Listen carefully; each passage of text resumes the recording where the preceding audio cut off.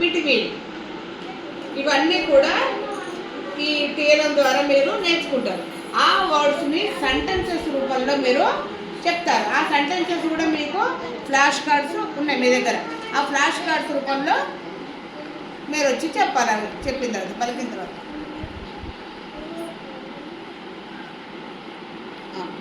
Tell me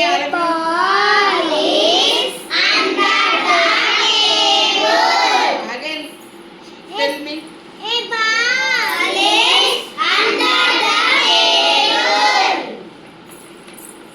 next చెప్పండి అందరు కలిసి ఇప్పుడు. Next again.